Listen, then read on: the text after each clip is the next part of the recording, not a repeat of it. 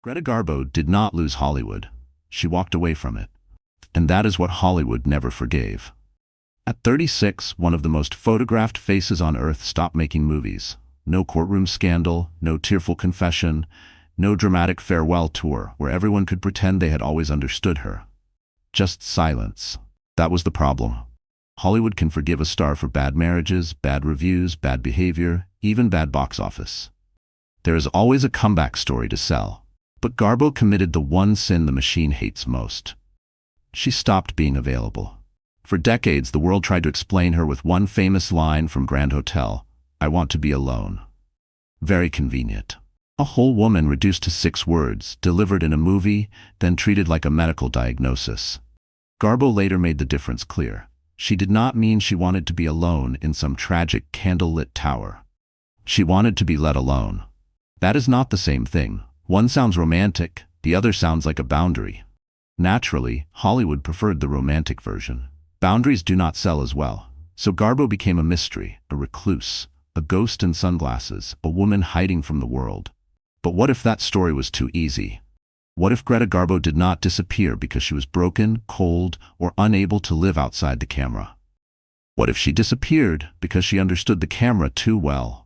Before Garbo became a legend, she had been a poor girl from Stockholm named Greta Gustafsson. Before MGM sold her face to the world, she sold hats and modeled coats in a department store. Before America called her the face, she was a working girl with bills, grief, and a family that needed money. Then Hollywood found her, changed her name, lit her face, printed her image, sold her silence. And when she tried to take that silence back, the world acted betrayed. That is where Garbo's real tragedy begins. Not with failure, not with loneliness, not with an old star fading in a New York apartment. It begins with a question Hollywood still hates. What happens when the woman they turned into an image decides she no longer wants to be looked at? To answer that, we have to go back before the sunglasses, before the Manhattan walks, before the line everyone misquoted. Back to Stockholm, back to poverty, back to the girl Hollywood had not yet renamed. Before Greta Garbo became Garbo, she was Greta Gustafsson. That name did not arrive with soft lighting. It arrived with work. She was born in Stockholm in 1905, into a family that did not have the luxury of pretending poverty was poetic. Poverty is only charming after someone else photographs it in black and white. When you are living it, it mostly means worry, illness, bills, and children learning too early that money has a sound. Garbo's father was a laborer. Her mother worked hard. The family lived modestly, and when her father became sick, the house changed. Illness has a way of turning childhood into a waiting room. Greta was still young when he died. That loss mattered. Not because it created some neat Hollywood origin story. Hollywood loves those, especially when someone can cry under a spotlight, but because it pushed her toward work. She left school and took a job in a department store. She sold hats. She appeared in store advertisements. She modeled. That sounds small now. It was not small. It was the first time the camera found her. Imagine that. A girl working in a store window, selling fabric, buttons, coats, ordinary dreams. And somewhere in that ordinary work, an image begins to form. But the girl was not yet a legend. She was awkward, tall, shy, observant, sometimes unsure of herself, not the icy goddess people later invented, not the untouchable sphinx, not the marble face floating above the public like a silent moon. She was a young woman trying to move. Then came small film work, then drama school, then Moritz Stiller. Stiller saw something. More importantly, he knew how to name it. Hollywood would later behave as if it created Garbo from nothing, because Hollywood enjoys taking credit for weather, gravity, and women's faces. But Stiller shaped her early image before MGM owned the frame. He gave her a new name, Garbo. Short, strange, clean, easy to print, hard to forget. Greta Gustafsson sounded like a girl with a family. Greta Garbo sounded like a prophecy. That was the first theft and the first gift. The name opened the door. It also began the separation. From now on, there would be Greta, the person, and Garbo, the thing the world wanted. At first, those two could travel together. But once Hollywood entered the story, they would begin pulling in opposite directions. Because America did not want a shy Swedish girl. It wanted a face. And MGM was about to build one. Hollywood did not discover Greta Garbo. It purchased the right to package her. That sounds less romantic, but romance is exactly how studios hide the machinery. In 1925, Garbo came to America under contract with MGM. She was young, Swedish, uncertain with English, and far from home. She had a new name, a new studio, and a new problem. Everyone around her seemed to know what she should become before she had finished becoming it. MGM looked at Garbo and saw value. Not simple beauty. That would be too common in Hollywood, where beautiful women were arriving every day with hope in their eyes and contracts waiting to disappoint them.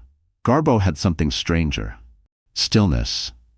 On screen, she did not need to do much. Her face held thought. Her eyes seemed to be leaving the room even when her body stayed inside it. Silent film loved that. The camera could move close, and Garbo would not collapse under the attention. She seemed to grow larger the closer the lens came. That is rare. Most faces explain themselves too quickly. Garbo's did not. MGM understood the product, mystery. So they sold it. They lit her carefully, dressed her carefully, photographed her carefully, rode around her like she was a locked door. The studio did not simply present Garbo to the public. It arranged her, and the public obeyed. In silent films like Flesh and the Devil, Garbo became the kind of woman audiences thought they were not supposed to want, and therefore wanted more. She seemed foreign, dangerous, wounded, expensive, and impossible to hold. Perfect. Hollywood had built an entire business on selling impossible women to ordinary men, and then acting surprised when women in the audience watched, too. Garbo's private life also became part of the bait, especially her connection with John Gilbert. The studio did not need facts to be complete. It needed suggestion, a look, a rumor, a photograph, a headline. The machine was already learning how to make money from what Garbo refused to say. That is the trap. Her silence made her powerful. Her silence also made her useful. The less she explained, the more others could explain her for profit. For a while, it worked. Garbo became enormous. Her name could stand alone. Her image crossed borders. She was no longer just a Swedish actress in Hollywood. She was Garbo. One word, like a brand, like a spell, like a cage with velvet walls. But then the movies changed. The silent screen began to die, and suddenly the most famous silent woman in Hollywood had to do the one thing the world had been waiting for: speak. The studio knew exactly how to sell it. Garbo talks. Of course they did. Subtlety is nice, but MGM preferred a hammer when a headline would do.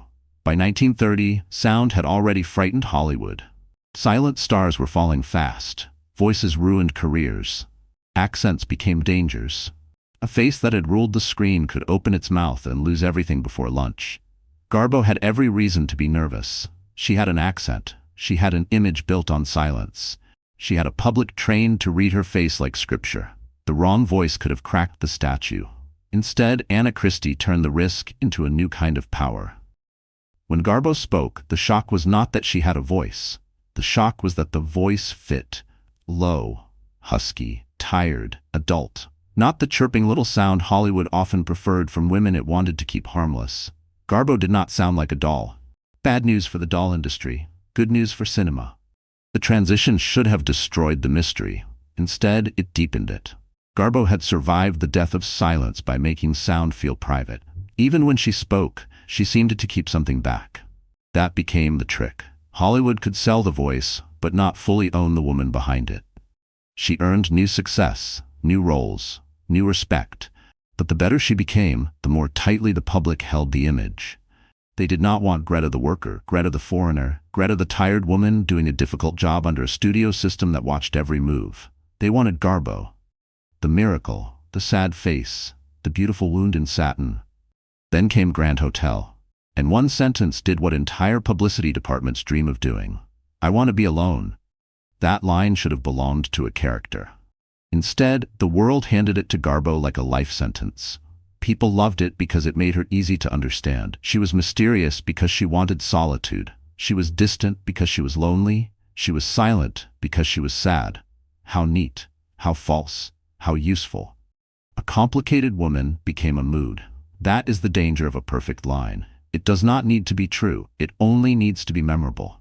From that moment forward, every refusal, every avoided interview, every turned face, every protected private hour could be folded into the same myth. Garbo wants to be alone. But what if she wanted something sharper than loneliness? What if she wanted control? The next films would prove she was not just a cold face. She could burn, joke, rule, suffer, and laugh. The problem was, Hollywood preferred the cage it had already built. Hollywood had made Greta Garbo into a myth. Then it seemed offended that the myth had limited range. This is one of show business's favorite jokes. Build a cage, decorate it, profit from it, then complain the bird does not dance differently. Garbo was not only the distant woman of smoke, silk, and tragic eyes. She had wit, she had humor, she had timing. She could be strange in ways that were alive, not frozen. But the public had been trained to expect sorrow from her, preferably in beautiful lighting. She gave them Queen Christina. Power, gender ambiguity, royal loneliness. A woman choosing memory over a neat romantic ending. She gave them Camille. Suffering, elegance, death, and enough emotional force to make the screen feel feverish. Those roles strengthened the legend. They also tightened it. Every time Garbo proved she could carry tragedy, tragedy became another room she was expected to live in. Then came Ninotchka. The campaign said it almost like an emergency announcement. Garbo laughs. Imagine being so famous for not laughing that your laughter becomes a marketing event. Most people laugh and get ignored. Garbo laughed and MGM printed it like a national holiday. But Ninotchka worked. The film was smart, sharp, and funny. Garbo showed she could play comedy without begging for approval. She did not become silly. She made seriousness funny, which is harder and much more dangerous. For a moment, there was a new possibility. Garbo could escape the statue. Not leave fame, maybe, but bend it. She could be tragic and comic, remote and human, mysterious and absurd. The woman inside the image could finally move. Then the industry did what it often does when a woman shows range. It misunderstood the lesson. If Garbo could be funny once, perhaps she could be remade into something lighter, easier, more American, more manageable. Never mind that her power had always come from tension. Never mind that the public did not love her because she was normal.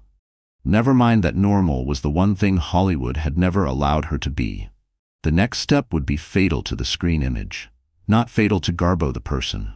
That difference matters, because the public loves to say her career died. But careers do not die by themselves. Sometimes they are mishandled, overproduced, repackaged, and then blamed for bleeding on the carpet. Garbo's final film was Waiting, and it would prove how quickly Hollywood could turn a goddess into a problem.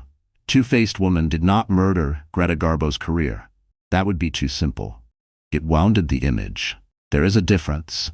Released in 1941, the film tried to make Garbo playful, modern, physical, almost sporty. The idea was not completely insane. Garbo could be funny. Ninotchka had already proved that. But there is a difference between letting a star reveal a new side and forcing her into a costume that smells like panic. Hollywood wanted Garbo refreshed. Translation: younger, lighter, less complicated, easier to sell. The same machine that had spent years making her unknowable now wanted her to become approachable on command. Very reasonable, like asking a cathedral to become a diner by Friday. The film disappointed. Critics were not kind. Audiences were not moved the way MGM hoped. And Garbo, already tired of the studio system, stepped back. The popular version says she left because of that failure. The truth is messier. World War II had changed the international market. Garbo's films had always strongly abroad. Hollywood itself was shifting. Her contract, her image, her age, her privacy, her own disillusionment, all of it mattered. One movie did not erase her. It gave her a reason not to continue pretending. That is the important point. Garbo was not a desperate actress begging for one more close-up. She was a woman who had seen the machine from the inside. She knew what it took. She knew what it gave. She knew what it stole. At 36, she did something almost nobody in Hollywood knows how to do. She stopped, not because there was no more money to make, not because people had forgotten her, not because she had nothing left. She stopped while the world still wanted an explanation. That made everyone uncomfortable.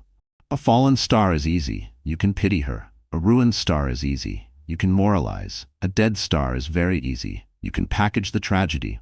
But a living star who refuses to perform, that is bad business. Garbo did not give Hollywood the satisfaction of a collapse. She gave it a closed door. And behind that door, the myth began to grow teeth. Because once she stopped acting, people did not stop watching, they watched harder. And the less Garbo gave them, the more they invented. Hollywood had a serious problem after Garbo retired. Greta Garbo was alive. That sounds obvious, but for the publicity machine, it was deeply inconvenient. A dead legend is easy to manage. Print the photographs, release the tribute, sell the memory. Everyone behaves nicely because the subject cannot correct the story.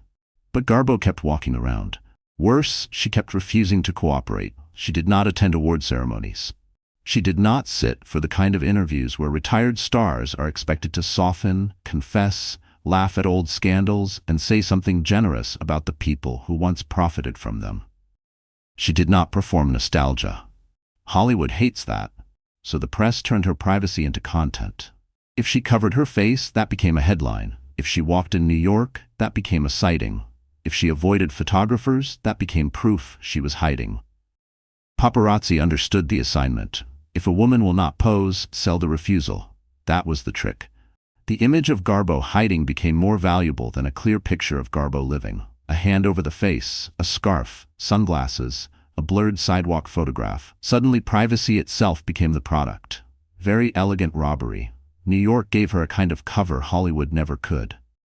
The city is full of people pretending not to notice famous people because they are too busy noticing themselves. For Garbo, that helped. She could walk, shop, visit friends, build habits, live, not loudly, not publicly, but not as the frozen hermit people later imagined. She had friends, she had humor, she had private rooms where she could laugh without becoming a headline. That part mattered because the lonely recluse story was too useful to be completely trusted.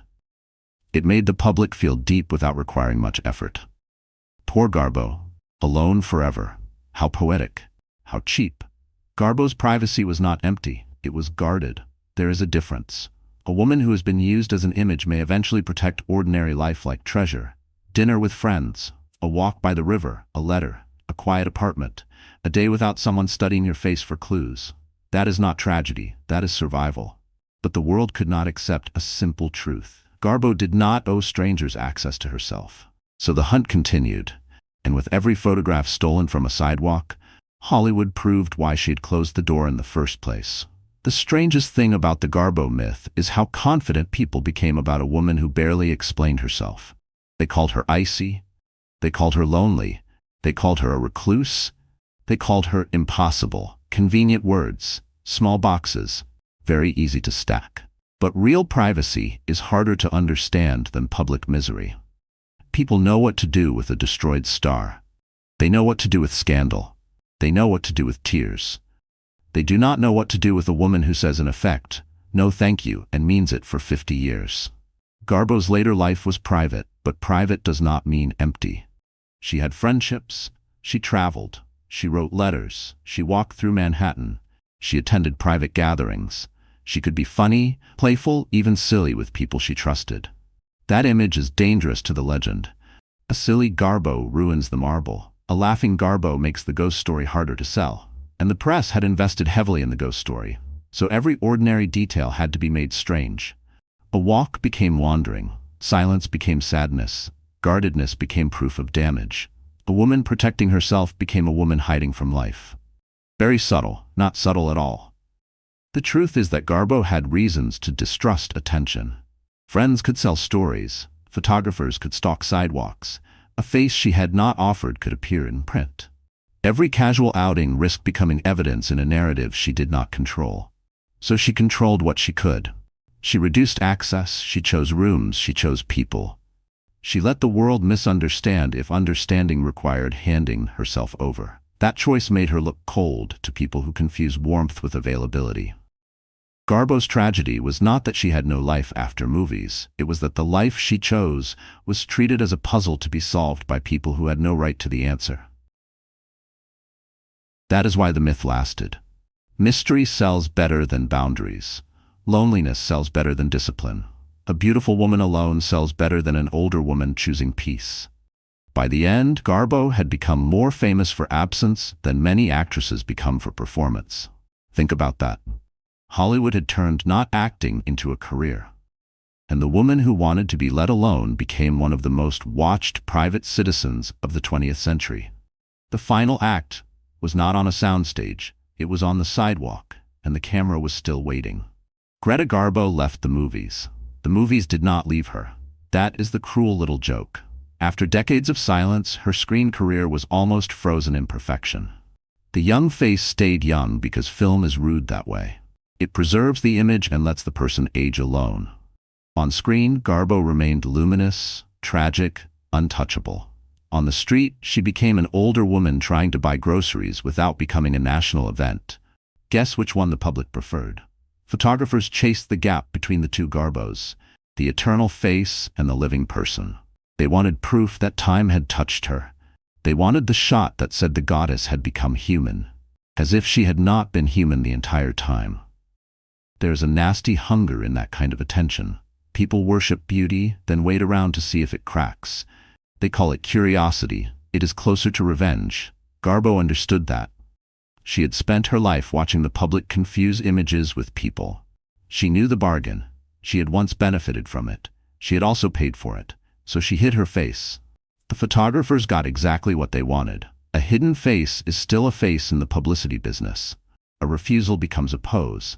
A boundary becomes a brand. Garbo could not win. If she appeared, they captured her. If she refused, they captured the refusal. That is why the story is darker than simple loneliness. It is about ownership. Who owns a face after it has made millions? Who owns a star after she stops starring? Who owns a woman's silence once the public has decided it means something? Garbo's old films kept circulating. Queen Christina, Camille, Ninotchka, Grand Hotel. The performances remained alive, clean, and controlled. But the later photographs created another film without her consent. Garbo walking, Garbo hiding, Garbo aging, Garbo alone. No script, no director, no paycheck, just pursuit. And still, she refused to give the public the final speech it wanted. No grand explanation, no memoir full of carefully arranged confessions, no televised return, no last close-up under studio lights. She had given Hollywood her face once. She would not give it the ending. That made the silence louder. And when she finally died in New York in 1990, the world had to decide what story it had been telling all along. Was Garbo a tragedy, or was the tragedy what fame did to anyone who dared to stop performing? The tragic fall of Greta Garbo was not that she disappeared. That was her act of control. The fall was what happened before and after. It began when Hollywood turned Greta Gustafsson into Garbo and treated the transformation as ownership. It began when a human face became public property. It began when silence became a product. It began when a movie line became a life sentence. Garbo did not fall from fame into failure. She fell from personhood into image. That is the difference. The studio made money from her mystery. The press made money from her privacy. The public made meaning from her refusal. Everyone took something. Her face, her voice, her silence, her walks, her age, her absence, and then they called her unknowable. How convenient. Greta Garbo was one of the most powerful screen presences of the 20th century. She survived the transition from silent film to sound. She could play sorrow, command, desire, comedy, and distance without pushing for effect. The camera loved her because she never looked desperate for it. That may have been the real threat. Garbo never seemed to beg. Not for love, not for applause, not for explanation. Even when Hollywood tried to pull her back, even when scripts were discussed, even when the myth grew larger than the woman, she stayed away. That choice frustrated people because it suggested fame was not the highest form of life. Imagine the insult. Hollywood spends millions convincing the world that being watched is paradise, and one of its greatest stars quietly says, no. Not in a speech. Not in a rebellion. Just by leaving. That is why the story still holds. Garbo's silence forces an uncomfortable question. What if the dream was not enough? What if the woman inside the dream saw the price more clearly than everyone buying tickets? She died in New York in 1990. The obituaries returned to the same old words: mysterious, reclusive, alone. Some of them were not wrong. They were just incomplete. Because Greta Garbo was not only the woman who wanted to be alone, she was the woman who wanted to be let alone. Hollywood heard the first version because it sounded beautiful. Garbo meant the second because it was true. And that is the cruel truth behind her most famous silence. The world kept asking why she vanished. Maybe the better question is why the world believed it had the right to keep looking.